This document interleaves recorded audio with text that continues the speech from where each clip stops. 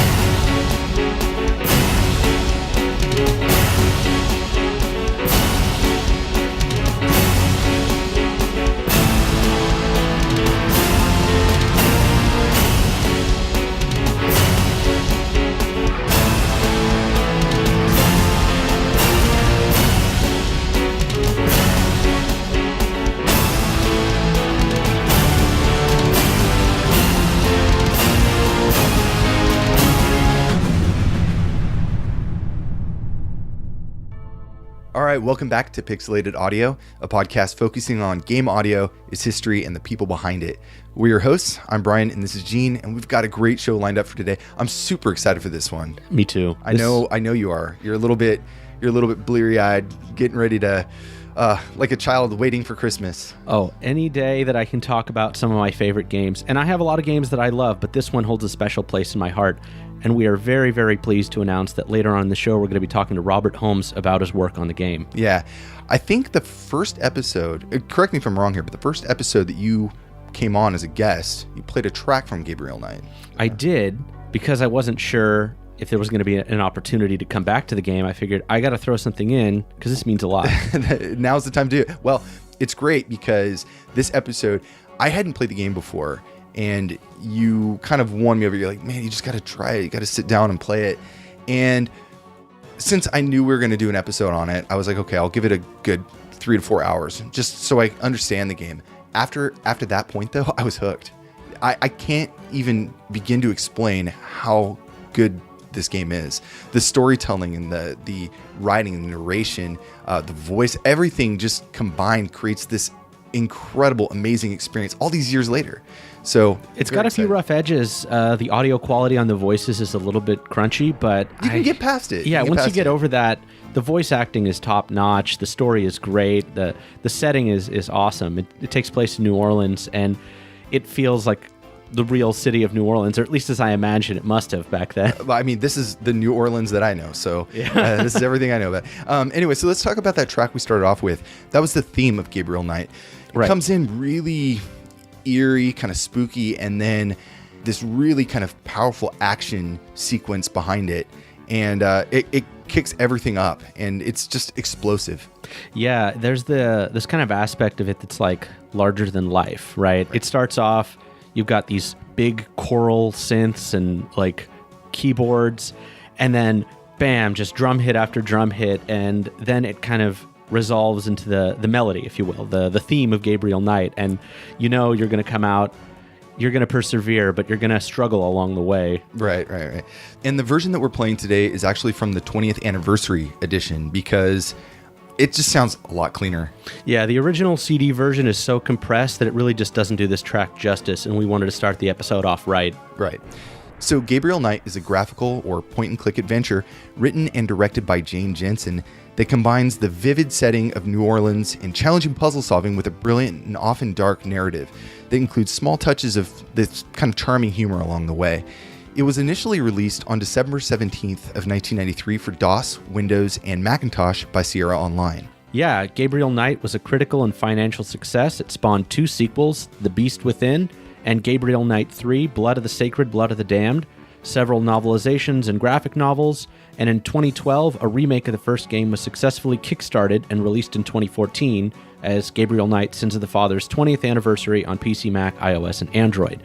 So the remake, as well as the original trilogy, are all still available on Steam and GOG, so you can play whichever version of it you want. Yeah, so we've got a lot of music to get through. Let's get into our next track. This is New Orleans City Map, composed by Robert Holmes for Gabriel Knight.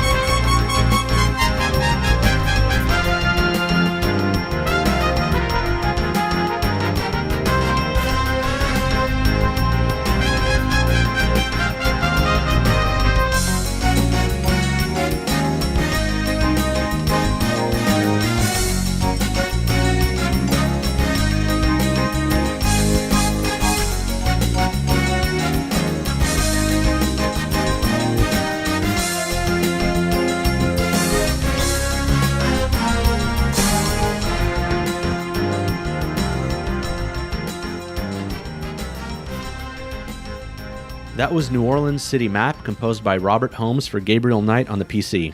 This is such a fun track. So much energy and happiness. Like this huge party is going on. Oh yeah, Mardi Gras. The horn section is walking down the line during the parade. Everybody's having a good time. Doing the right left kind of. Oh yeah, they're swinging their horns back and forth. Yeah, it's a great track. A lot of energy. It's very fun to listen to, and this is like the main kind of map of the city, and where you get to choose all your different locations. So you're going to constantly kind of hear this throughout the game. It's kind of mixed in with some city noise, the streets, cars honking, all that sort of stuff. So you've got this really lively, like almost like you're stepping out onto the street and hearing this in the world, which is a really cool effect. Really cool. So let's circle back to Sierra Online, the developer and publisher of this game. Founded by husband and wife, Ken and Roberta Williams, one day while sitting around their kitchen table. I guess in 1979, Ken, a programmer at IBM, bought an Apple II for Christmas, originally to create a Fortran compiler on the system. But his wife, Roberta, a real estate speculator, started playing some of the text-based adventure games Ken stumbled across while working and became hooked on the medium. However, knowing that the Apple II had pretty good graphic capabilities for the time, she thought having visuals alongside the story would significantly enhance the gaming experience. So the company, consisting of husband and wife team, originally called Online Systems, went to work on the first game, Mystery House. Roberta wrote the script out and worked on the graphics while Ken did the programming. And after about 3 months, they shipped the very first game ever to combine text with graphics. And Mystery House turned out to be this instant hit, selling over 15,000 copies. And I know 15,000, it doesn't sound like much these days, but in 1980, I mean, computers were still a novelty. So 15,000 copies is incredible. Yeah, pretty much only professionals had computers in 1980. If you weren't using it for your job, or you were a rich hobbyist, there really weren't that many out in the wild back then. Right. So Online Systems in 1980 moved to Oakhurst, California at the foot of the Sierra Mountains and was renamed Sierra Online. They produced quite a few titles, and by 1983 their sales reached $10 million. So these guys, like after just a few years, had just totally changed from this husband and wife team to this crazy, huge Empire. huge Really? market sharing empire. Yeah. Can you imagine? It sounds, and I always hear these interviews and I can't imagine what it was like, but being the first company to make a game to put graphics with text, it sounds so every day. Yeah, but it's just like a normal thing. Yeah. But I can't imagine just seeing that for the first time and being blown away. And I imagine it must have been incredible to see. Right. So I know. They went on to become this massive pioneer in video games in the American gaming landscape. They basically created the point-and-click adventure game genre, or at least formalized it. They may not have been the first, but they definitely shaped it the way it is today, for sure. Oh, their mark on it is indelible. I mean, there's without a doubt, Sierra Games had a huge influence. Something that we've talked about a lot is the MT32 sound card, and they were actually one of the biggest proponents of it. They secured a deal with Roland to be their primary distributor. So that was the reason why it became adopted as a primary standard in audio when sound cards were just coming to be on systems. Just kind of coming out to fruition. Like this was a new thing, and they were like wanted to be kind of the forerunners in getting this new kind of audio standard out there. And I think that's pretty incredible for a game company to do, right? We don't even see that anymore. Yeah, it's hard to have that kind of market dominance anymore. So but it makes sense because if you're one of the leaders, you can say we want our games to have high quality audio and sound. We can push the envelope by providing this great music for these sound cards or whatever it is, graphics cards, and that's what they did. They also went on to publish tons of games, including Half-Life, one of the best-selling PC games of all time. They were an early publisher of international games like Sorcerian, Thexter, and Silpede, and most notably, they were known for lots and lots of games, mostly in the Quest series, right? They had lots and lots of games like King's Quest, Space Quest, Police Quest, and the Quest spin-off. for Glory and all. Exactly. Eco Quest, Dr. Brain, Leisure Suit Larry, who could forget.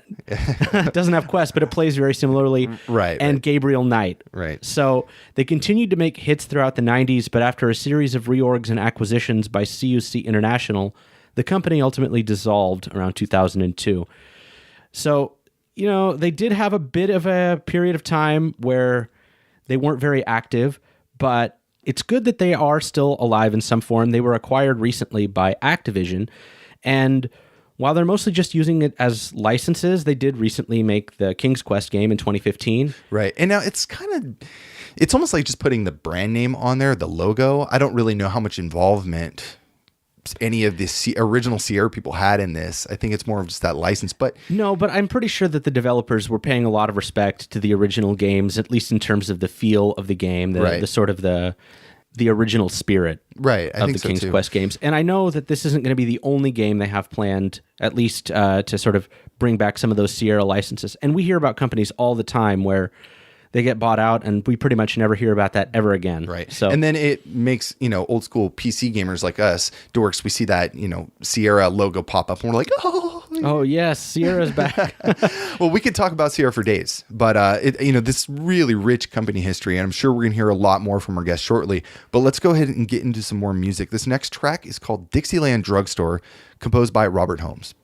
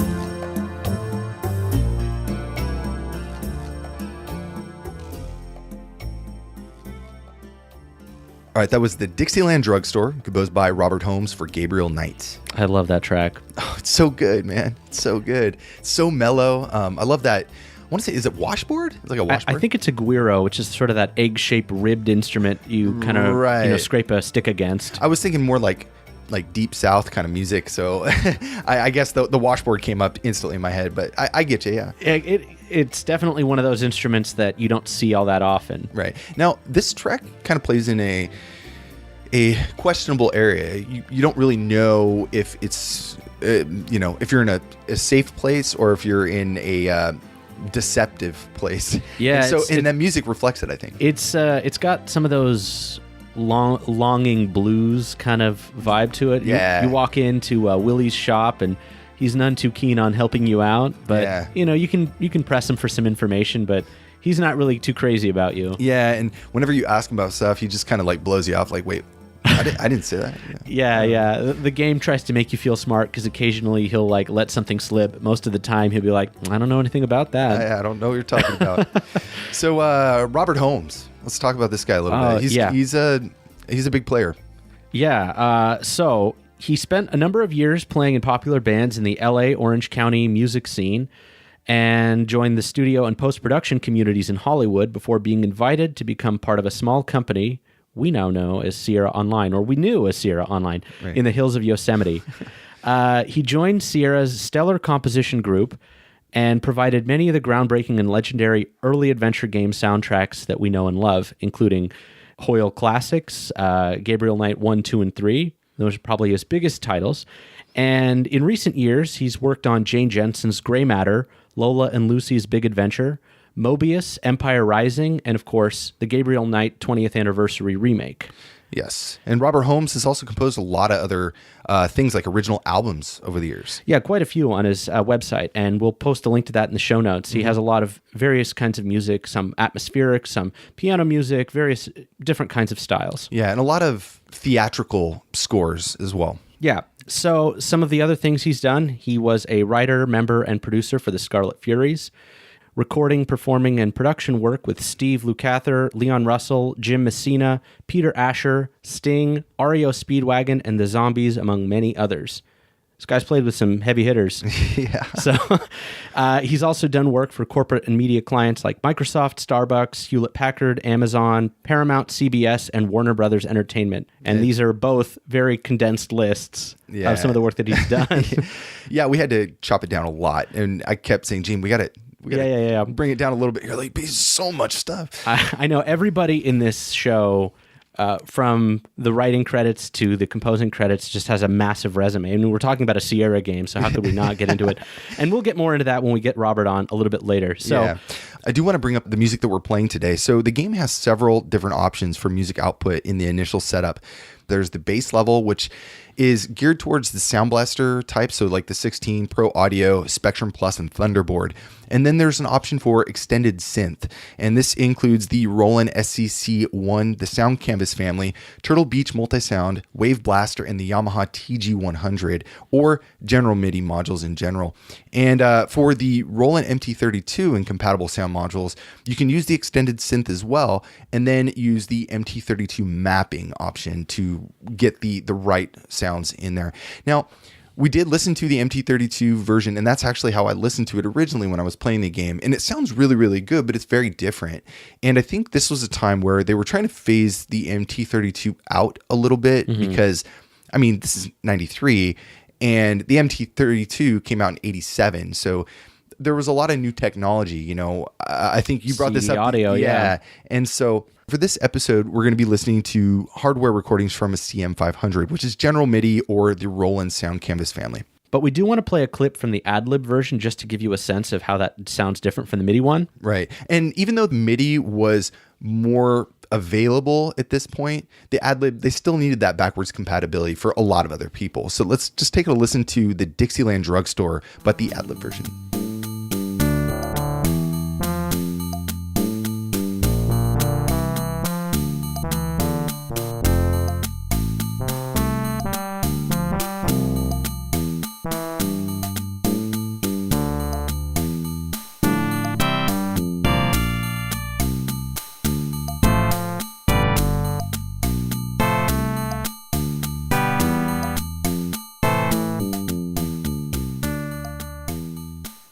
You can see why we are only playing a clip from the ad-lib version. Yeah, sticking to the MIDI versions with a lot more nice sound choices. Look, it's not bad if this is the only way you've ever heard it, but as soon as you hear the MIDI version, you can't go back. This was a hard time. There were so many different sound configurations, and we'll probably find out from Robert how that was, how that worked out. But let's get into some more music. Gene, what do we got next? We have the Historical Voodoo Museum, composed by Robert Holmes for Gabriel Knight.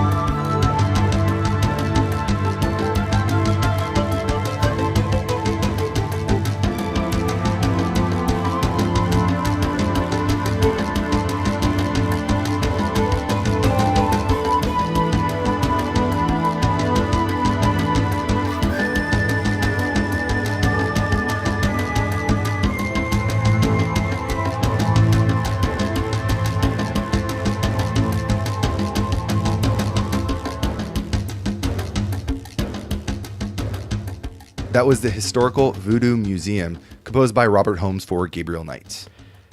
That's such an odd one, isn't it? Yeah. It's like the drums put you a little bit ill at ease, but the background texture is kind of soothing and is, of course, intentional. Yeah. Because you're in this area, you're in the Voodoo Museum talking to this, the curator, Dr. John, and... who's kind of an intimidating guy. Yeah, like, fiercely intelligent, but there's obviously something going on that he's not telling you about. You're trying to size him up, and he definitely does not like your questions at all as you're talking to him. Yeah, and he's got his own agenda going on, even though he's a curator. Yeah. Yeah, but this is a really cool track. It almost reminds me of like an Indiana Jones track. Like, you walk into the Temple of Doom and it starts playing, It's pretty cool.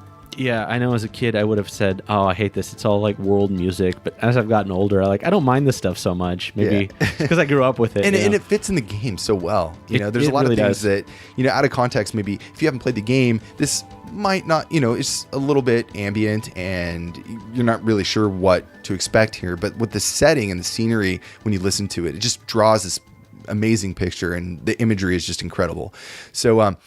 So the game takes place at the start of summer in 1993 in a humble bookstore in New Orleans' French Quarter. You play as the shop's owner, Gabriel Knight, a wisecracking Lothario and would-be author. He begins following a series of homicides dubbed the Voodoo Murders for their apparent voodoo overtones, hoping to use the police investigation led by his friend Detective Mosely as the basis for his new novel. As he draws deeper into the investigation with help from his witty and cynical assistant Grace Nakimura, Gabriel begins to link the murders with New Orleans' voodoo past and the present-day criminal underworld, and discovers nearly forgotten truths about his own family's past. Yeah, something to note about Gabriel is that he's a serious skirt chaser. Yeah. In the game, almost any time you're talking to a woman, half the conversation is just him flirting. There's actually a part of the story very early on when you're examining the scene of the first murder when the mysterious Malia Gedde pops up. She's driving by in her car and Gabriel just falls instantly in love with her. And, that basically starts off the rest of the game. Right. She's very central to the story, and their history is very intertwined, and you learn more about the Gedde family and her and Gabriel's connection throughout the game as you progress through the story. Yeah, there's a lot of little story threads going on at the same time. There's a lot of intrigue that builds throughout the game. It's a really, really cool story. Yeah, and you don't get necessarily that deep into it until maybe like the third or fourth day. So a lot of questions, a lot of stuff. You're just researching and learning about the characters in the beginning.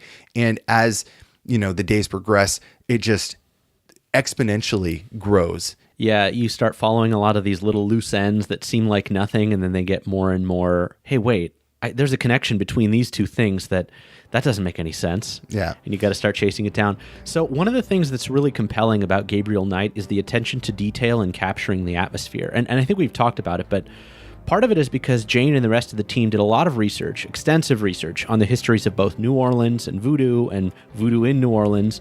And Brian was even able to pull up a bibliography from the manual that the team used, much like a research paper. So there's a list of so many books that they cited. I mean, down to like accents and voodoos and like African culture and tribes and voodoo in Africa and different types of voodoo. And there was just so much thought and research that went into this that it's incredible that they were able to write such an in-depth story, but keep it in still this fictional world. Yeah, there's actually a meta section in the game where you attend a lecture on historical voodoo, and you talk to this Professor Hartridge, who's an expert on African cultures and voodoo. And he moves the plot forward, but it's a great way for both Gabriel and the player to learn about a history they may not know that much about. And what's really cool is because so many of these things are almost unbelievable, the whole truth is stranger than fiction, it's really easy to stay engaged. There's so many things that go on in the game that when they start throwing like magical spells and people getting possessed and all this craziness, you're like, yeah, okay. Yeah, it makes you sense. believe you. Yeah. That's probably real, right? Yeah, that totally happened, right? It's funny too, going back to the lecture, right? Gabriel, and this is like the subtle humor in the game. Gabriel falls asleep during the lecture. Yeah. he passes out. He's just like, because the professor goes on and it's a lot of knowledge. And I think that they timed it out to where at me as a player, I was starting to be like, okay, I'm a little bit overloaded here. I need a break. And all of a sudden my character falls asleep and I'm like, well, that was convenient. But you get a lot of great information in that. And you go to the professor's office, and if you ask him a question that he already answered, he says, well, if you were listening to my lecture, you would know that it's this. Yeah. So. Like those little nuances are what make the game so charming. So speaking of the writing, let's talk about Jane Jensen a bit, who wrote and designed Gabriel Knight. Jane earned her BA in computer science from Anderson University, and prior to working in games, she was a systems programmer at Hewlett-Packard, but that's only the beginning of her impressive resume. According to her bio on Pinkerton Road, she's a 20-year veteran of the gaming industry. Jane Jensen is an internationally renowned game designer. Her Gabriel Knight PC adventure games won numerous industry awards and continue to be fan favorites in the adventure community. And just so you don't think that all she's done is Gabriel Knight, she has had an incredible resume over the years. When she was at Sierra, she worked on EcoQuest, Police Quest, King's Quest VI as a writer and co-designer.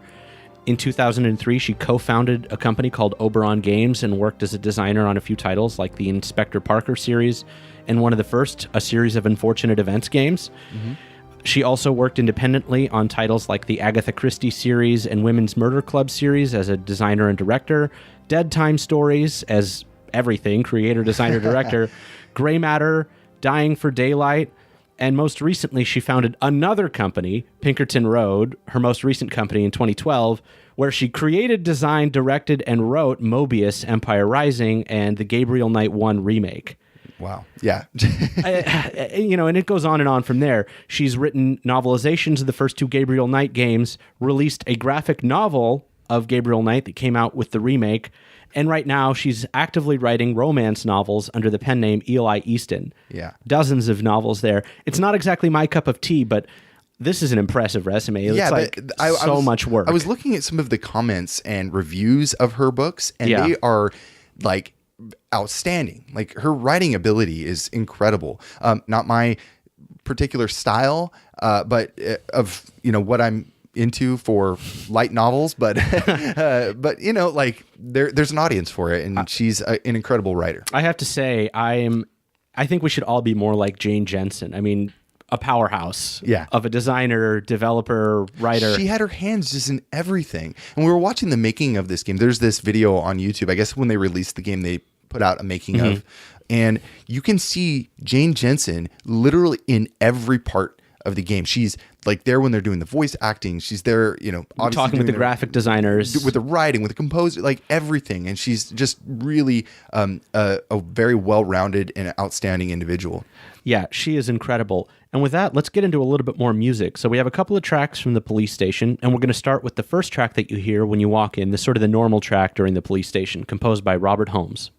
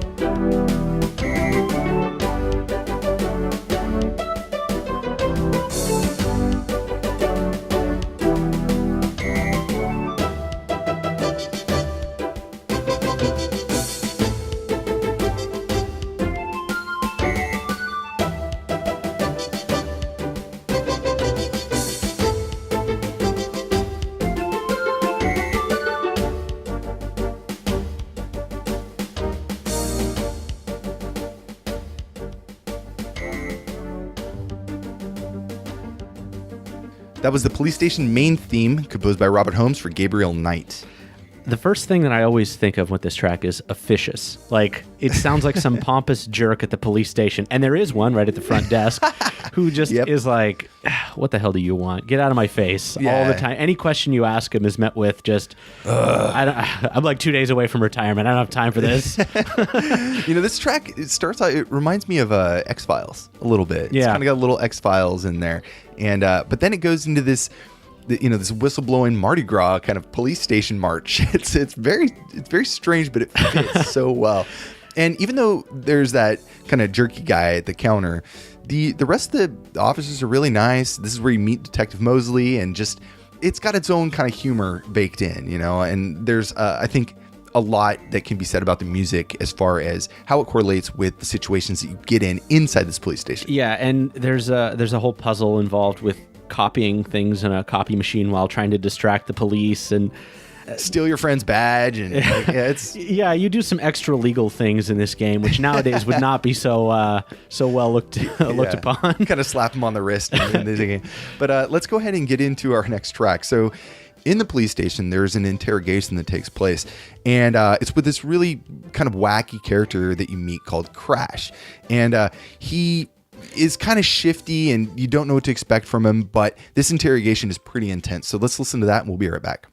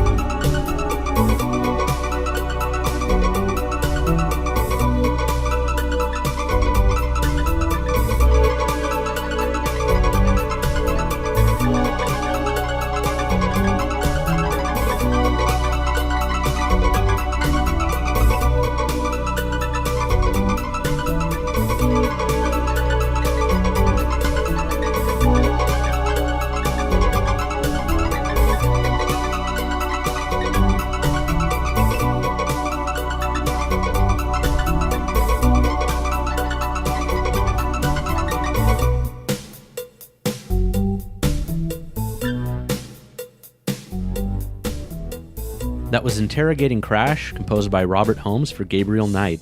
This is a really cool track. When I first heard it, I was like, oh man, it is on. Look at this, like this cracked out druggie, and he's not answering any of your questions. What's going on? What's he up to? What does he know? Yeah, and the music actually just fits so well because in the beginning you get this like kind of like stern cop kind of vibe, right? It's like the officer, the law is kind of like, this is what we're doing. It's got, kind of this beat down kind of sound.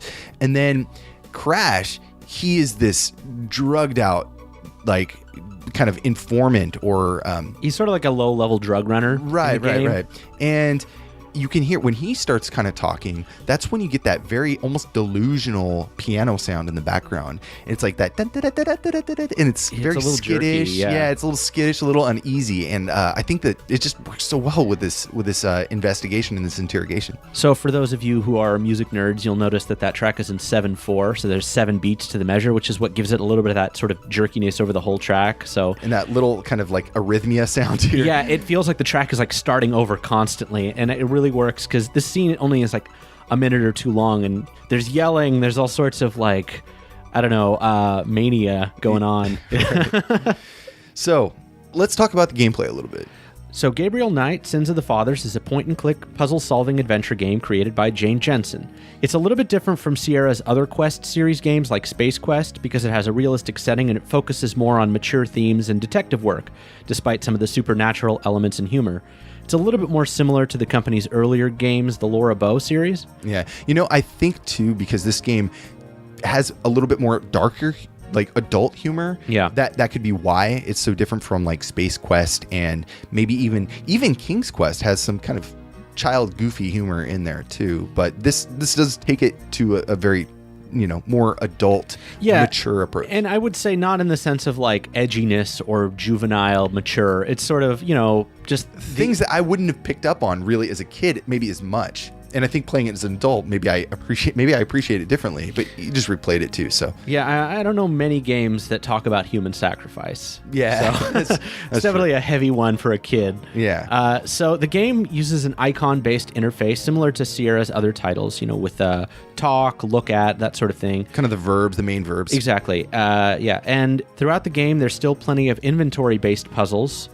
Use item on thing, but it's heavily inclined towards dialogue. So typically, Gabriel will have to interrogate other characters, choosing conversation topics and gradually unlocking new clues and advancing towards the mystery's solution.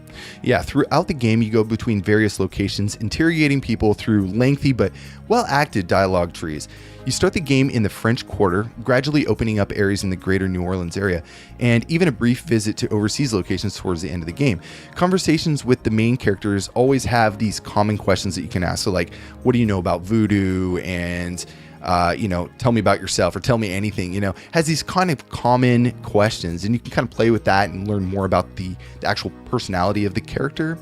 But they also have conversations that have keywords that will appear when you ask specific questions related to that person's point in the gameplay.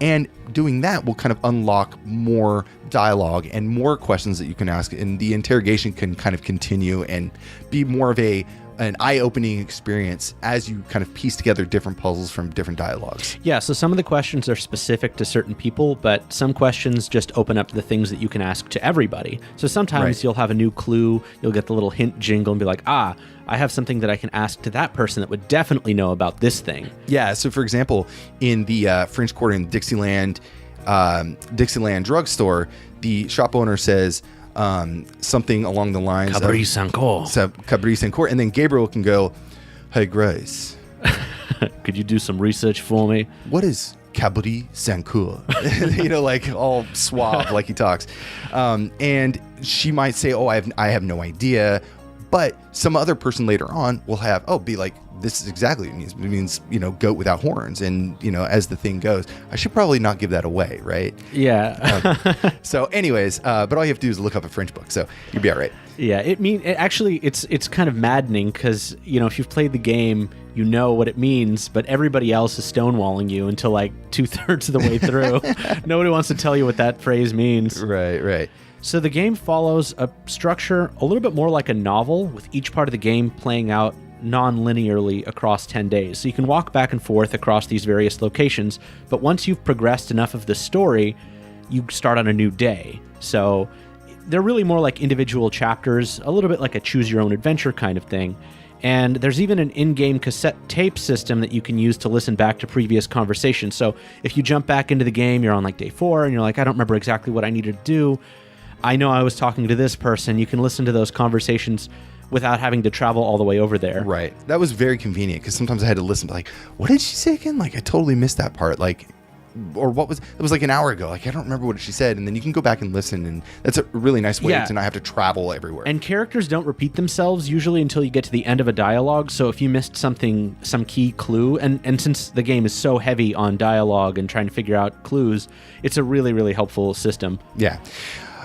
Ironically, despite being a Sierra game about voodoo murder cults, there's actually very few ways to die in the game. Sierra games were notorious for killing off players in these weird, kind of unpredictable and sometimes cruel ways, like forgetting an item early on, or moving something the wrong way, or interacting in just something that they weren't expecting during QA. Or sometimes just walking on the map, just a little bit off. Oh, you fell off a cliff. Yeah. Start over.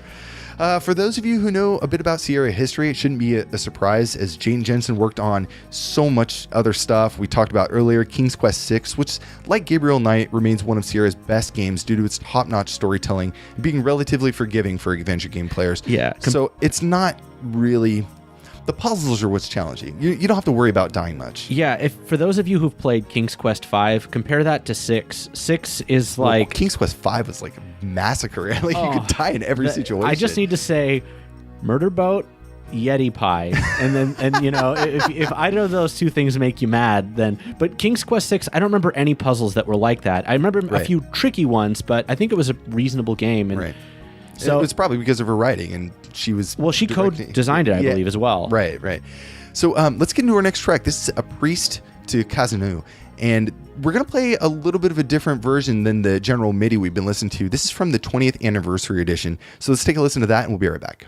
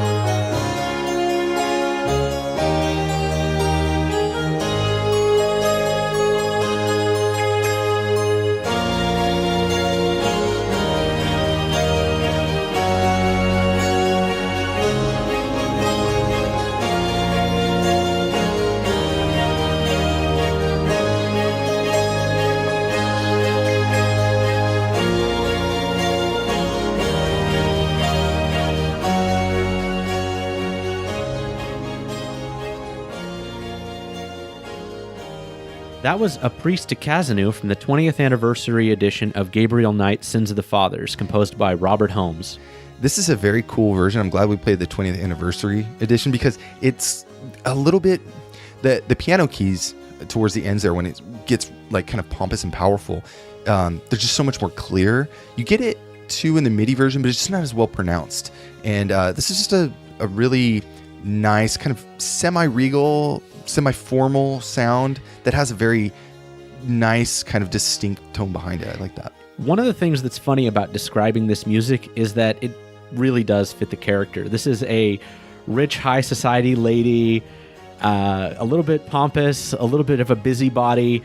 You have to sneak into her house disguised as a priest in order to get her to spill the beans on some stuff about voodoo. So there's like these elements of, you know, seriousness, but also a little bit annoying. Yeah. A very strict old Catholic woman who's just very particular about Gabriel's hair, or like I loved it. It was such a great scene. It was very good, and the music just fit perfectly with it. Let's get into another track. This is the Bayou, and this is a very different track than that last one, but it's so great. So let's take a listen. We'll be right back.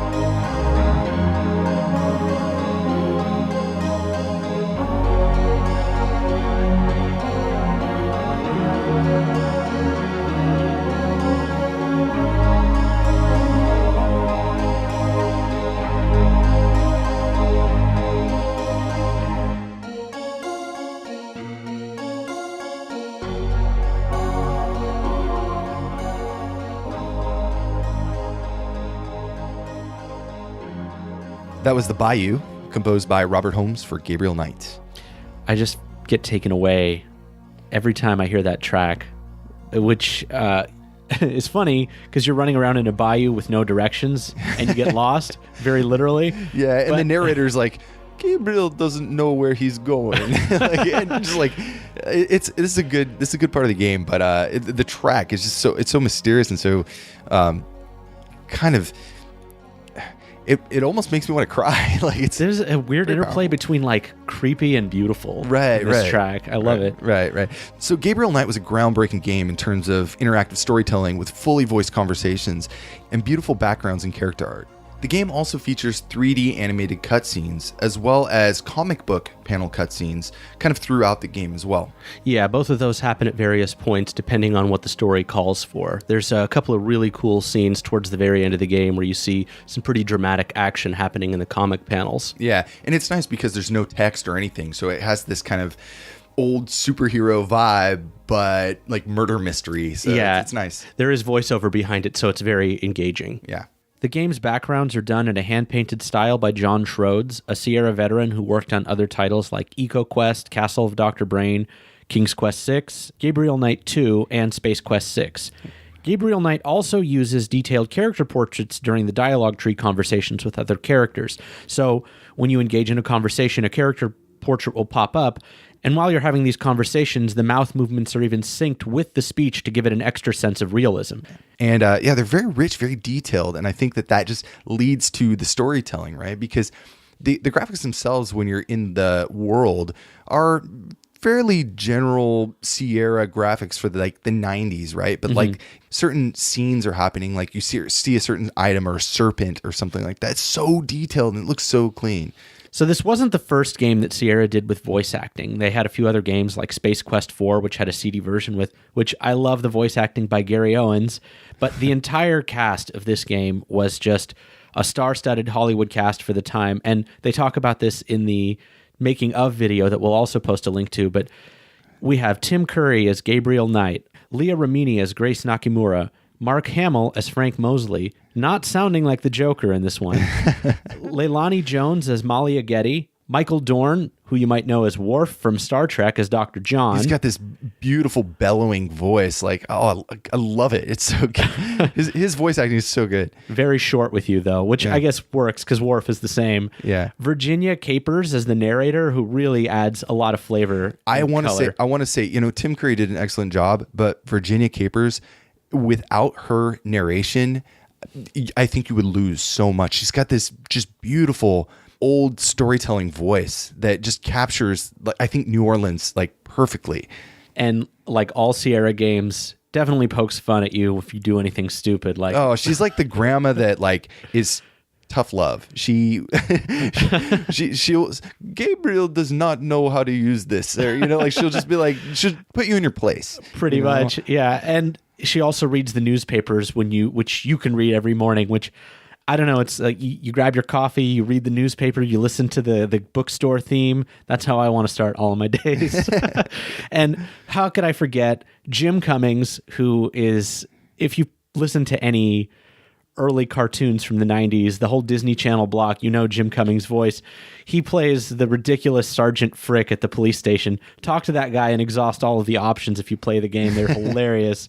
He does a few other minor voices, right? Yeah, just sort of like incidental characters, people that have a few lines. Yeah, but you can see all this on the making of video, which is really, really awesome, and kind of paints a picture for how these characters got into the role. I mean, it's interesting to me, Tim Curry, as he's a British actor, but he pulls off this Louisiana kind of wisecracking jerk very well. And I just think it's an all-star cast, and they just knocked it out of the park. So we're actually going to be playing one more track before we introduce Robert Holmes. This is the Inner Wheel, or Wolfgang's theme, from Gabriel Knight.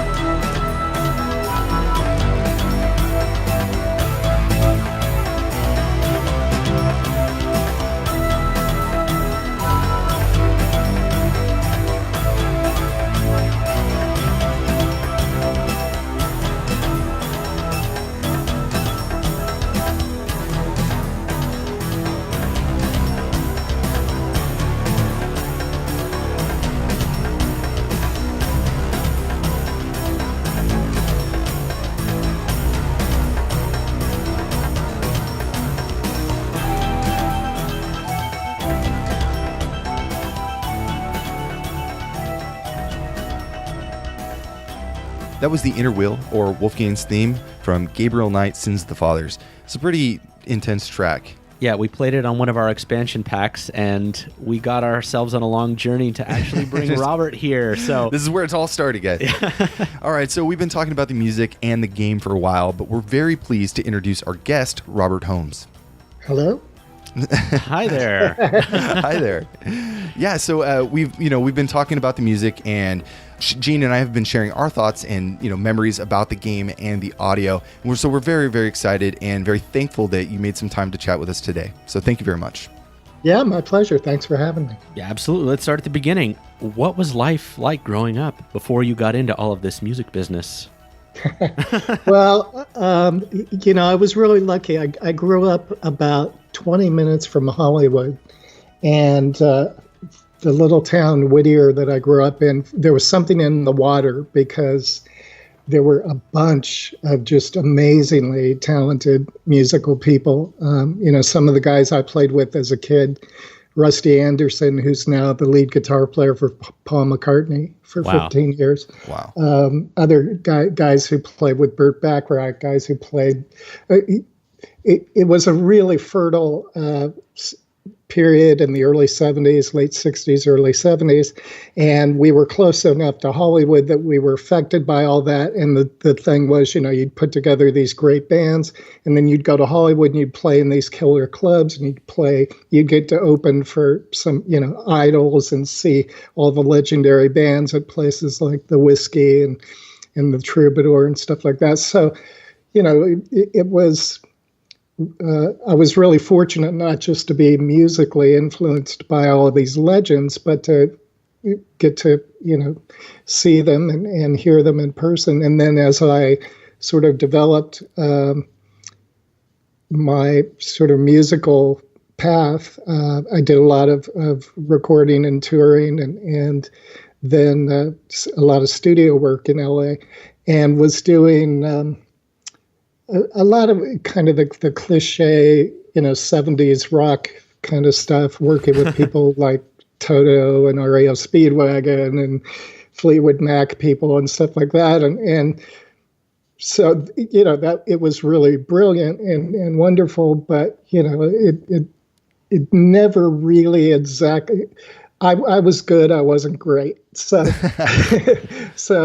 I ended up doing a lot of post-production and film scoring kind of was what I got really passionate about. And that all, kind of came in really handy later with Sierra, obviously. So could you tell us about your musical background, like how you kind of got into music and where you kind of gravitated towards, what styles and stuff? Yeah, I mean, I probably first actually got turned on to music. I grew up in a really liberal church that was very musically inclined and had all kinds of music. And this was long before churches really got into that production kind of side of it. But so I was exposed to a lot of great spiritual music. And then as I grew up, I also had older siblings. Both my brother and sister were over 10 years older than me. So what would happen is they were influenced by all the amazing artists in the 50s and 60s, and they would turn me on to it. And then they would hand me down their albums and records and stuff. So I had all this wonderful influence of virtually anything that happened from like 1935 on.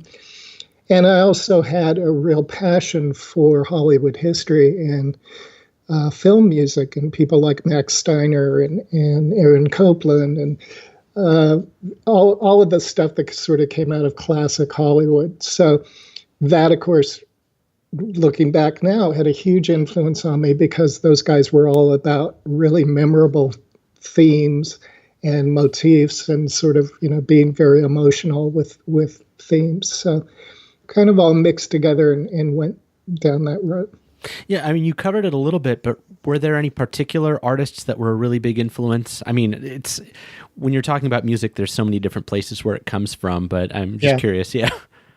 I was influenced a lot by a lot of the guys in the late 50s, Elvis, Buddy Holly, of course, Lennon and McCartney in the early 60s, and just about anybody English, was really, really into a lot of the English bands, and then got very, very deep into, what's now kind of called the progressive side of that 70s rock scene with bands like Yes and Genesis and Supertramp and Gentle Giant, things like that. I can only imagine what that must have been like. Just so much, like you said, fertile ground for music.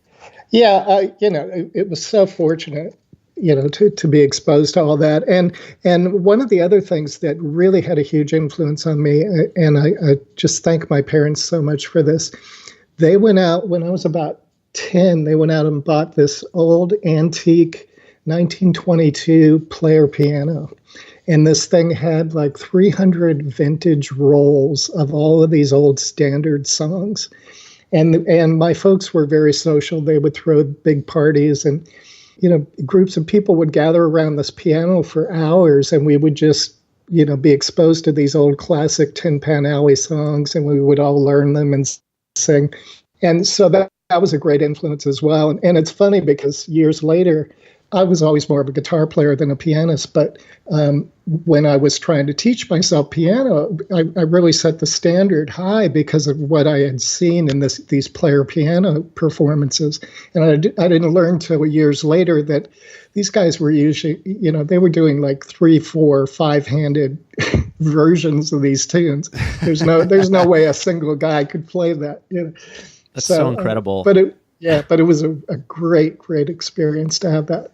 So kind of moving over to your connection with Jane Jensen. We were talking about her earlier as the lead designer and writer for Gabriel Knight in the series.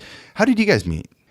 I was assigned to one of her earlier projects, which was more of an educational game, as a producer. And I had just done Hoyle Classics and had been a producer and composer for that.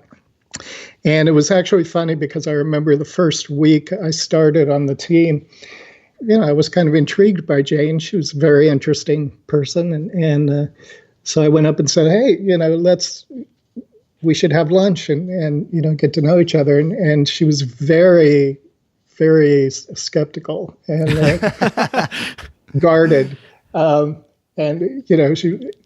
It wasn't until really months later that she sort of let down that guard and we got to know each other. But it just started, as a very straightforward producer designer dynamic, and we just became great, great friends. And as she was starting to really develop the vision of Gabriel, we would every day, the office at Sierra was very close to Bass Lake. And every day we would go out for a couple hours and just walk around the lake and talk about, her vision, talk about the ideas, talk about the characters, talk about the plot. And, for a composer, that was an incredible opportunity to be there from the very beginning and as the vision was developing and really, get that deep into it. Yeah, we were talking about Jane's resume. I mean, that's all we really know her from, and she just seems like such an incredible woman. I think that shows in her writing too. Like I played through Gabriel Knight just recently, and I feel like I had this connection with all the characters, but it's because of her narrative that I was able to make these really personal connections, and it shows a very strong character as a writer to be able to do that and suck some player in to this world and completely be enthralled and believe everything that's going on. Yeah, and the character's voice just have a great sense of authenticity that you don't see often enough in games, really. Yeah, it's interesting. I mean, she really lives her characters, and we obviously over the years spend a lot of time talking about that and talking about her various ideas. And she also, I think, one of her other real strengths is her just unbelievable ability to obsess and focus and research. And if you look at, Gabriel 1 and GK2 and GK3 and all of these pieces, all of these fictional worlds are so rooted in deep, deep reality and research and historical elements that she then weaves in. And that's a really interesting process to live around, because literally, for instance, when we did GK2, our life pretty much was about Bavaria for about 2 years. And that's kind of the way it goes. Well, everything I know about voodoo, I learned from Jane. So I'm very fortunate. Yeah. And I think the very first time I discovered New Orleans as a place that I wanted to go to was because of this game. I was also very young at the time, so I wasn't very worldly, but I still haven't been, and I really still want to go. Yeah, it's really interesting the way we've had so many people, share their experiences of, hey, I went and saw all of the locations, or, people have made great videos where they visit all the locations, and it's just so cool, to see people inspired that way. So a question that I had is, you mentioned that Jane would talk about how the story was forming in her mind. I'm curious how the story was pitched to Sierra, because I know they had a philosophy of giving designers essentially free rein to make the story that they wanted. How did it go from just a concept to, a project that was going to be funded, that was going to become a game? Well, Sierra would do sort of quarterly reviews where, designers would show up and pitch their ideas, and sometimes they'd have proof of concepts and they'd take it, a little farther down the path. But Jane had been, working really closely with Roberta, obviously, and Roberta knew her potential. And they had already, I think, shared that she really felt driven to try and create this sort of adult flank for Sierra, this more mature side of Sierra. And I think, she had a lot of support from Ken and Roberta to go down that path. I don't think they knew exactly how it would manifest, or, I'm not really sure that they necessarily had a clue, like any of us, how well Gabriel would work or not work. But I think they really did go out on a limb and support Jane in going down that path. Right. So you talked about kind of how you were brought into the fold, but how much time did you get to work on the soundtrack for Gabriel Knight, and what was the, how did they work this at Sierra? Like, where did music kind of fall into the creation of the game? Well, it's because I know these days a lot of composers are brought in very near the end, but it doesn't sound like that was the case with you. Yeah, it was kind of unusual because I was the producer as well. I had been when I first started at Sierra, I started in the music department doing Mac conversions of other games. And I did that for, I think, about 9 months. And then I started sort of saying, well, I want to do my own games and I also want to produce. And so I started to move in that direction. And by the time we got to Gabriel, it was kind of the best of both worlds for me, because I literally had my setup in the office. One side of my desk was my producer desk, and the other side of my desk was my keyboards. So I would spend the first half of the day doing all the producer stuff and, working and supporting the team. And then I'd turn around in the afternoons and I'd try and spend most of the afternoon writing music. Could you go a little bit into what you actually did as a producer? Because that role means many different things depending on which company or which game team you're on. Yeah. Yeah. It's interesting because I've been a producer in a lot of different mediums, in records and film and digital activities and other software and stuff. And it in a lot of ways, there are some things that just carry forward in most of the scenarios. It tends to be sort of based on the film model. The producers usually have financial responsibility. They have organizational responsibility to sort of care and feed the team and make sure things are on schedule and get anything that's needed, handle any of the external relationships. I would work with the directors to line up the voice talent and all of that stuff, and just whatever I could do to support, the art team, the development team, Jane, of course, and the entire process. That makes a lot more sense. It was hard to tell because, we're playing the game, we can see your name in the credits as producer, but we were both kind of scratching our head like, what does that actually mean here? You know, it seems like Sierra was a company that everybody was sort of a little bit involved in everything. That's kind of the impression that we got, at least at the time. Yeah, teams. I mean, it got a little siloed in that most of the teams, would sort of take a piece of the building, and you'd be together as a team for maybe a couple of years on a project, and so you sort of develop these subcultures. But most of them operated in very similar ways, and the camaraderie and the support between the teams and everybody at Sierra was just amazing.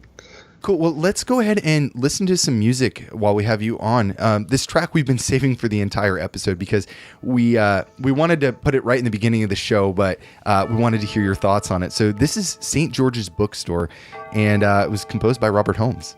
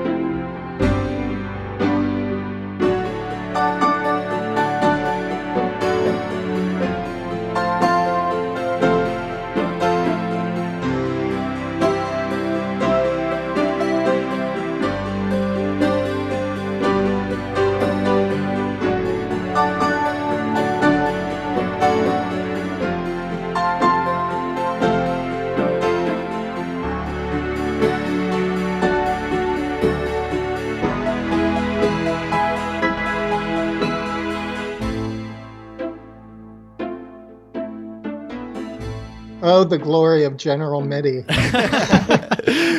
All right, that was St. George's Bookstore, composed by Robert Holmes. Gene, I know we've been wanting to play this. Every time. I just, people always say that when you hear certain kinds of music, it takes you back, to a certain memory. And I just remember sitting in the den in front of the beige box with the little, behind me, there was this kind of fake little Zen room where you could go in. I don't know why our house had this, but there was a tiny little quarter of a room with a pond in it. And I just remember looking out and then, it was so strange.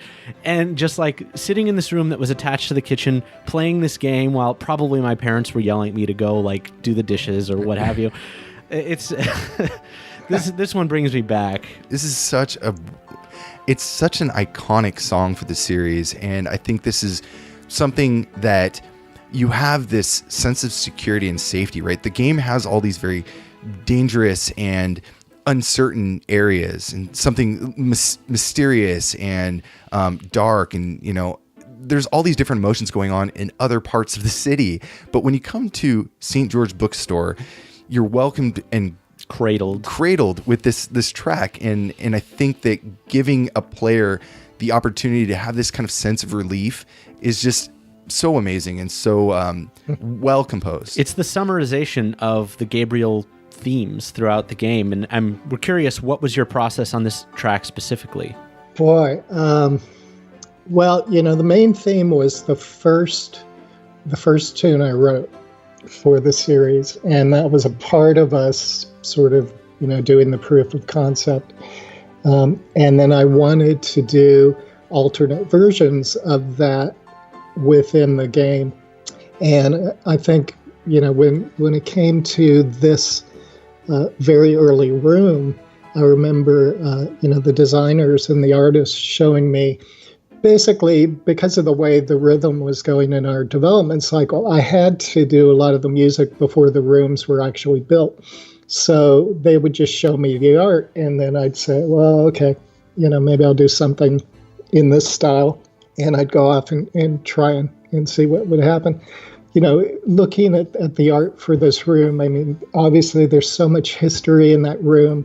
There's so much sort of warm and nurturing rootiness of Gabriel's world and Grace's, relationship to him, and that's where they happen, and that this is where both, it's home for him, and potentially, because of all of the books and all of the history, there are a lot of answers there. So, I wanted something that would just really, in sort of an old Hitchcock style, Hitchcock used to say great things like, you can't have the dark if you don't have the light. So, right. It was kind of going back to some of those early approaches. Gabriel Knight was a landmark game in the development of PC adventure games in terms of storytelling, voice acting, graphics, music. What was your process for composing the music in terms of the actual, writing the music and putting it into the game? As I said, most of it, I would just react to some of the initial paintings for the rooms or the characters. And Jane and I, had sat down and sort of made an outline of, hey, here's the plot points, here's the rooms, here's the characters, here's the kinds of themes we might need.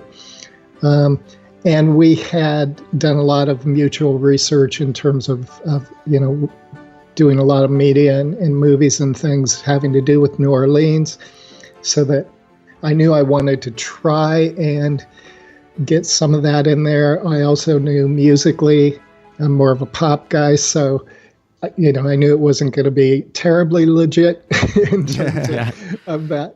But in general, I would spend time writing at the piano, and then once I would play a theme for Jane, and if she liked it, then I would go off and orchestrate it. And then, maybe I'd pull somebody in, like Orpheus, one of the guys in our sound group who was great at helping me add some of the rhythms and textures, depending on what the theme needed. And then as we got into building the rooms, we'd throw the audio in and see whether it worked. And there were, several places where actually things didn't work where we thought they would, and we made different decisions about where they should go. So you had written a specific track for a certain room, and then you would listen to it back. And did you move that around, or did you just scrap it and start over? Most of the time, we kept just about everything I did, I think. Okay. But in a couple of places, it was like, we need more tension here, or we need a little more mystery here, or it needs to be a little darker, something like that. I see. What specific hardware and software did you use during the development? In GK1, there wasn't a lot. Back then, we thought, we were bleeding edge because we were doing Sound Canvas. And, we would do some stuff in Voyetra and then Digital Performer. But, this was the Wild West. If we had been used, in 2 years before this, my themes were like 6 bleeps, coming out. So we thought, wow, this is just a luxury, to be able to have really bad strings and really bad pianos. Right, right. We were talking earlier, this game was designed for the Sound Canvas, as opposed to, earlier MIDI modules like the MT32. And the nerd in us, we're kind of wondering, like, if Sierra had any specific tools for the music, specifically, or was it just something that you guys were using Sound Canvas, their built-in tools or something like that? It was interesting because, the shop, because of Mark Siebert's relationship with Roland, there was a ton of Roland around. And so we were doing a lot of that. I actually privately was more of a Kurzweil, Yamaha Korg kind of guy. Right. So for me, it was kind of a compromise to have to do stuff on Sound Canvas. I mean, it worked out okay, but it was really nice, when by the time we got to the second game and I could just do the audio using anything I wanted to. Right. How were the different arrangements handled for like the ad lib, the MT32, and the MIDI? I know we had kind of talked about the different versions, and it looked like in the manual they had mentioned it was maybe converted by somebody else. We're not actually sure, so we wanted to get you to clarify that. Yeah, that was usually the case. And in fact, I think I mentioned that's the way I started. Mark Siebert hired me to do musical conversions, and I worked with Dan Kaler for months and months doing Mac conversions, which was actually a lot of fun. Dan was a great guy. But yeah, usually what would happen, I would focus on the main themes, and then we would have somebody else on the team, work on conversions, and they would do a version and then run it by me. And if it was fine, then we would move forward from there. So were there any major challenges during the development, specifically as, actually music or not? I'm just curious how the development process, yeah. There are always huge challenges, and especially someplace like Sierra, where we were kind of making it up as we went along. And a lot of, those challenges had to do with development engine changes that would happen midstream. So, you'd be a third of the way through a development cycle, and suddenly the engine has changed, and suddenly that just messed with everything. Things haven't gotten much better. So. Yeah, it did. I mean, it was always worthwhile, but it was never pretty, But yeah, it was stuff like that, mainly. But in general, compared to things that could have gone wrong, we were pretty fortunate. Most of the time, it worked out. Yeah, it looks like everything. I mean, it turned out great. So all the hitches that went along the way aside, everything turned out really stellar at the end. So good job tying all the pieces together. A question we're curious about is: did you actually get a chance to go to New Orleans at any time during the development process? No, neither Jane or I. I'm surprised. Yeah. Yeah. Now on GK2 we did. We actually, when she was in design, we went to Bavaria and Germany and spent a lot of time there. And I actually went to Wagner's grave and apologized. But, oh God. But no, we never did. It wasn't until years later that Jane actually got to New Orleans. But it would have been nice, but the way our cycle was going, just wasn't time. Makes sense. Well, let's go ahead and get into another track. This is another phenomenal track. This is the Gedde Estate, composed by Robert Holmes.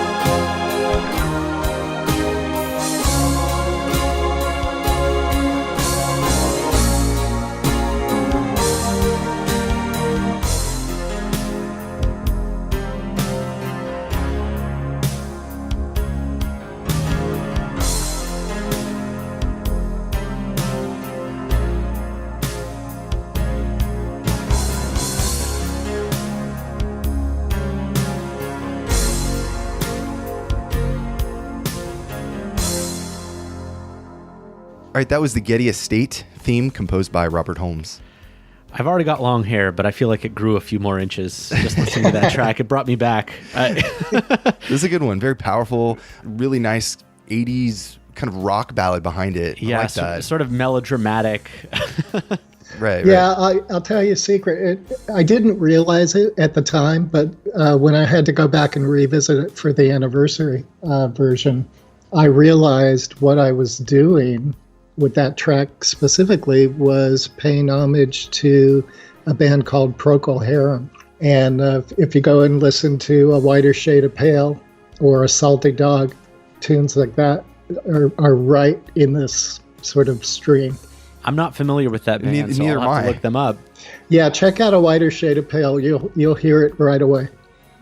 Awesome. So let's move back over to some of your early kind of career at Sierra. How did you get started at the company? I called up Mark Siebert and I said, hey, actually, my wife, Stacy, had been hired by Sierra as a creative director. And, we were in this little mountain town and it's kind of the only game in town in terms of something to do. And so I called up Mark Siebert. I was like, hey, I've got the studio background and I've done a few things and I'd love to work with you guys if you ever need it. And he was very cool, and he gave me a chance to come in and do some stuff, and we went from there. It's funny because we were going to ask if you actually had moved to be close to the company or if you were living in the Orange County area still. So it looks like you were situated in Oakhurst, or Yep. Wow. Yeah, we had been living on an island, Bainbridge Island, up near Seattle. And we got this offer to be a part of Sierra, and so we moved down to Oakhurst from there. Wow. It's not the first time I've heard that story of just like calling somebody up at Sierra, then getting a job and moving cross country like a week later. I always thought it was so odd that Sierra was in Oakhurst, because I've been through Oakhurst a million times and there's nothing there. That's true. There's not a lot there. So, you were talking about Bass Lake and stuff. I was at Bass Lake like a month ago, just walking around. Wow. So, yeah, not too far from there. Awesome. So over time at Sierra, how did your career change? You talked about earlier on how you started doing music conversions and then ended up being a lead composer. But from the time that you started until kind of the end, and when Sierra dissolved or when you left the company, what had changed for you as far as not just your work, but the company dynamic? Well, it obviously the company grew really, ambitiously, and that anytime you have a company that sort of goes from different stages where you go from like 45 people to 100 people to 300 people to 6, every time you do that, the culture changes and things mutate. My period that I was there in Oakhurst actually was pretty consistently wonderful, and I had just a great experience. And of course it was just the best of everything once Jane and I were working on our projects together. And then what happened was I got this sort of surreal call to work on a project for Paul Allen, working with the music artist Sting as a producer. Wow. And it was the kind of thing where it was like, wow, Oh, that's I'm not awesome. sure An incredible I can opportunity. say no to this. So that was the reason why I ended up leaving Sierra and going up to Starwave to work with Paul Allen. Awesome. Well, we wanted to get into another track real quick. We're going to listen to Return to New Orleans, and then we're going to get back to a few more questions.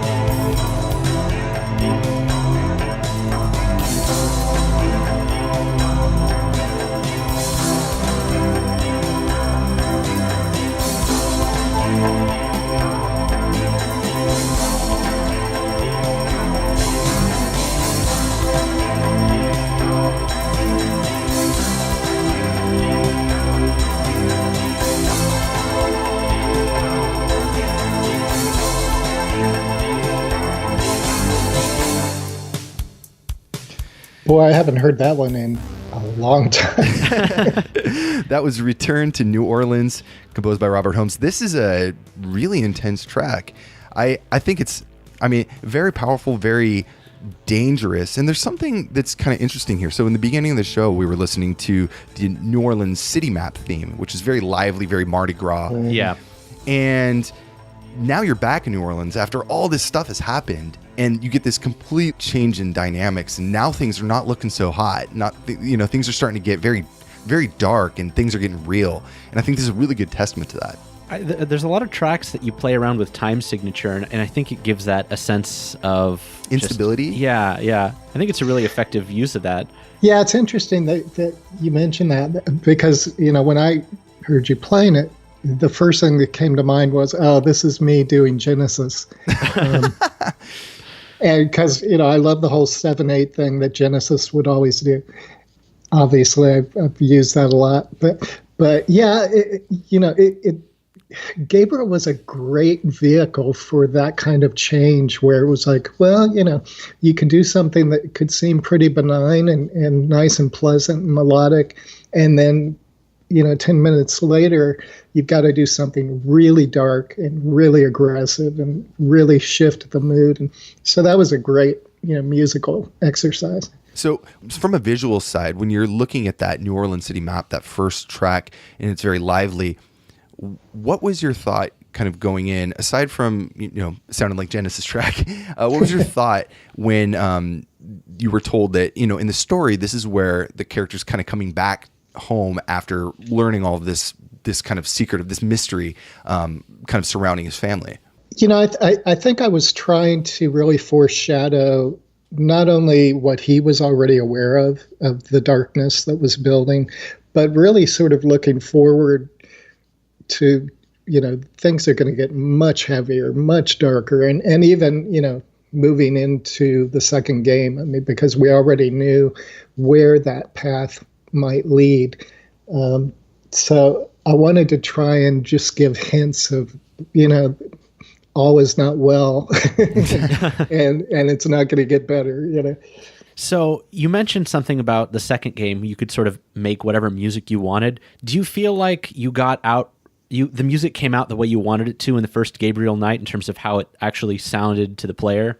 Well, the quality is not wonderful. And actually the quality in the second game, because of the compression, is not wonderful. But what I am happy about, and I really appreciate, is that people don't seem to care about that. People just seem to listen to the melodies and be affected by the emotion, and somehow the musical intention of what I was trying to do, seems to have hurdled over those problems, which is really rewarding for me. You said it like earlier, 25 years later, Gene and I are sitting here talking to you about this music because we are so in love with it. So it very much did make an impact on a lot of people. And I think that, quality issues aside, I don't hear any quality, I don't hear any of that. Yeah. So for me, it just sounds so incredible and so well. We talk about this a lot with games. There is that relationship of that development of playing through the game and the associative memory, and it almost doesn't matter the sound quality. And I don't mean to say that in a bad way. It's just it gets so ingrained that that's what it is. Yeah. No, I totally get that. Yeah. I think that's one of the cool things about games, and especially games of that period. Seems to be right what happened. So yeah, today we're focusing on the first game, but there were two more Gabriel Knight themes. How did your experience on the first game kind of shape the direction of the rest of the series? Well, there were things that I wanted to carry forward in GK2, which I did. And I wanted to just go on creating alternate versions of familiar themes. I wanted there to be a family of themes that in the Gabriel universe that would have a life that would extend and change depending on what happened, with the characters. As unfortunately, as we got into the third game, I was really busy in other directions. And so what ended up happening was I wrote a group of themes and then handed those off to the team. And so I was less involved. But in general, especially like going back for the new piano album, it's really interesting to go look at the three of them and still get a sense of continuity and still get a sense of, hey, there is a musical universe that seems to make sense within this piece of fiction. That makes a lot of sense. I was actually surprised to hear you say that you just handed off the themes. I haven't heard that kind of process all that often, especially in game development. How do you felt that turned out? I thought it went, about as well as it could. I think I did 12 themes where I recorded all of it as I would have, in the first two games. And so a lot of those were used. And then working with David Henry, David Henry would come over and I'd play him stuff and he'd say, I could do this with that, or I could do this with that. And he did a great job of extending my style, yet injecting, what he was great at, and staying, pretty true to the musical universe that we had set up. So it was great. It was very collaborative. I definitely was involved as much as I could be. And, there are things in that game that I'm still really happy and proud with. It's funny. The main theme from GK3 is actually one of my more popular. It's got like 60,000 views on YouTube. It's weird. Yeah, and there was also the 20th anniversary remake that came out just a few years ago. We played a track earlier from it, the Priest. The Cazanoux theme. Yeah, the Cazanoux theme. Oh, yeah. How did it feel to revisit that music from the first game? And what approach did you take kind of orchestrating differently? Differently. Yeah, it was really humbling because I had to go back and listen to it. And a lot of it, I hadn't heard for years and years. And there were points where I was like, wow, that's really good. I don't remember how I did that. And there were points where I was like, wow, I'm not sure I'd make that same decision. But, it was a really nice opportunity to be able to take something and say, well, okay, I like these bones. What could I do to update it or improve it or make the quality better and still be, it was very tricky because, as you've said, people really love these and have a lot of associations with them. So you can't get too wild with it. You've got to stay honest and true to that. So you have to sort of balance that line between, okay, how can I make it better and update it, but keep it what it was? That makes a lot of sense. So we were going to get into a little bit of music, but you actually mentioned your new album that just came out. So let's play the Gabriel Knight 1 theme, reimagined for the piano album A Simple Refrain.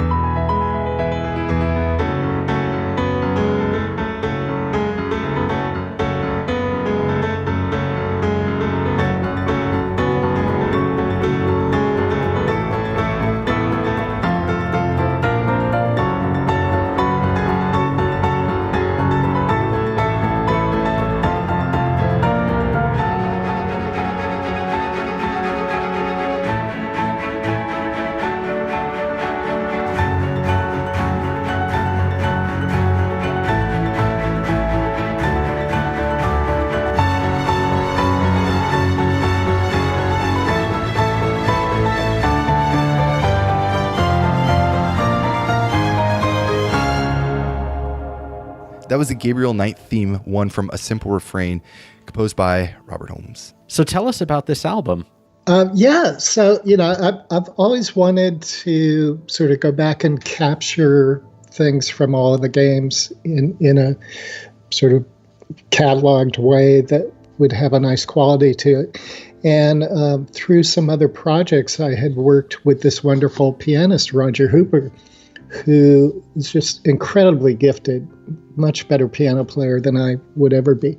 And he had a real appreciation of the games and the music. And as we worked together on some other things, it just sort of came up, hey, we should try some of this. And he did a few, and they were just wonderful, just beautiful.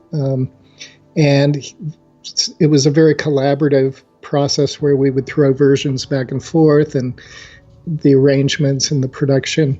So I'm just really, really pleased with it. Really, really nice, to know that they're sort of there in a package and people can enjoy them. Yeah, where can we find your album? Where can we find this? I know I was listening to it on Apple Music. I think, Gene, you were listening to it on Bandcamp? I actually found it, I think, on Bandcamp. Yeah. Okay.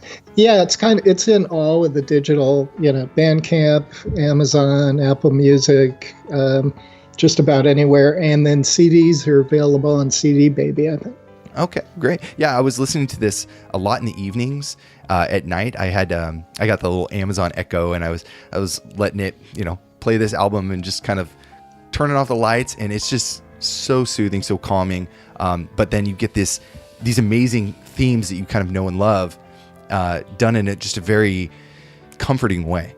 Yeah, it's a really nice recapitulation of all of the themes you've written for various games over the years, because I know Gabriel Knight is probably your most well-known game, but there's so much great music, throughout Mobius and Gray Matter and all of these other games, which are well-known in their own right, but it's nice to have it all in one place. Yeah. No, thanks. Yeah, it actually, going back to that progressive rock influence, Rick Wakeman, from Yes, has done a couple of wonderful piano albums, and actually one of my favorite albums of his over the years, Six Wives, which was mainly keyboard and piano. So that was a big inspiration in terms of doing something like that. Awesome. Do you have any other projects that are currently in the works that you could talk about with us? I have another new album that just came out called The Brothers 4 Renewal. And this is an album that I produced and did all of the orchestrations and the keyboard work and arrangements. And this was a really great labor of love for me. These guys were a huge musical influence on me growing up. They're legendary folk artists. These guys were on Ed Sullivan 5 times. They opened for the Beatles. They played for 6 presidents. Wow. Huge in the folk world. And so what happened is because I loved their music, I had done a cover of one of their tunes, and I posted it up on Facebook. And about 3 days later, I got a call, and they were like, hey, we should do something together. So we ended up doing this whole album together where we took their classic songs, and I built new arrangements around them. Wow. And how humbling. That's got to be such an amazing opportunity. That's incredible. Yeah, it's something I'm really, really pleased with. So that's out as well. When does this come out? Just came out last month. Oh, wow. Okay. I totally missed it. And we'll put a link to that in our show notes as well. Right. Cool. Awesome. And is that on all the digital platforms? It is. Yeah. Excellent. Yep. Excellent. Wow. I was so excited that the Simple Refrain came out, and that was just a month ago. I mean, what? Yeah, I think it was also in January. You're right. Yeah, it's kind of been like my last 2 years has been working on these 2 albums. So it's nice to finally have them done and be looking forward to some new stuff. Now you're a busy guy. So before we wrap up the interview, I think our listeners are going to want to ask us a few questions, or going to want us to ask you a few questions. First of all, what can you tell us about Voodoo? Yeah, there's in the anniversary, we did a really bad, funky, remix little snippet that's just Gabriel saying that over and over with a really bad loop behind him.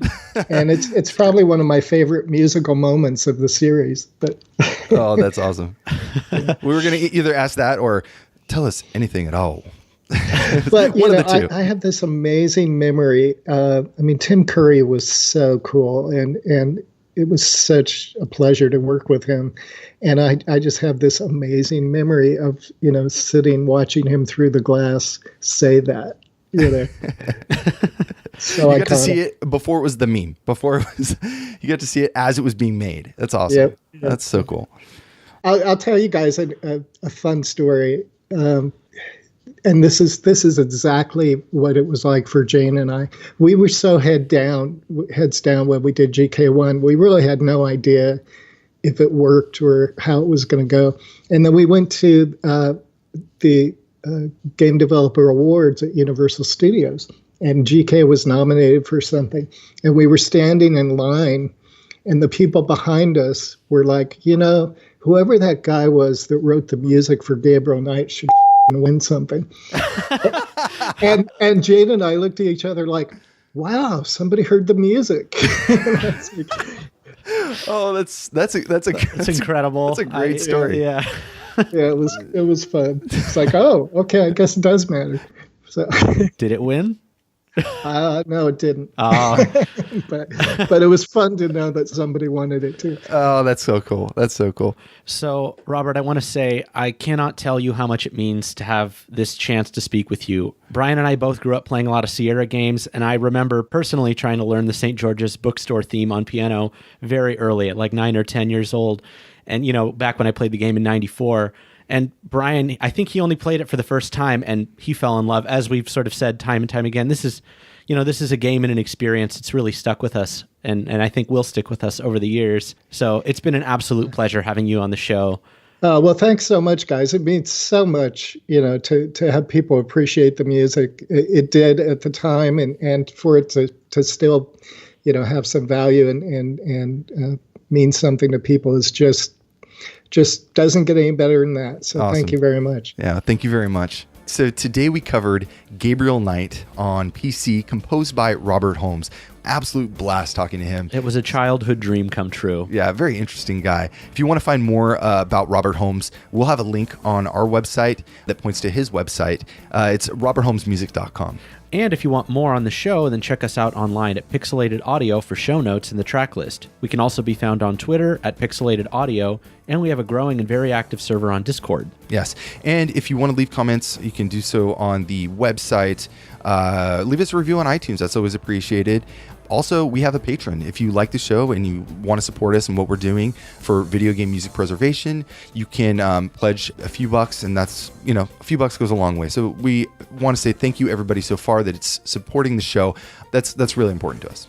And if you're new to our podcast, check out some of our past episodes, like 107, Grease with Berlinist, Episode 40, Grim Fandango with Peter McConnell. Yeah, I had to squeeze that one in there because, you know, it's a point-and-click adventure. It's kind of like the counterpart, you know, LucasArts counterpart to Sierra at the time. So yeah, it's like the Sega Nintendo rivalry. And if you want something a little bit different, check out Episode 80 for Music Disc Volume 2.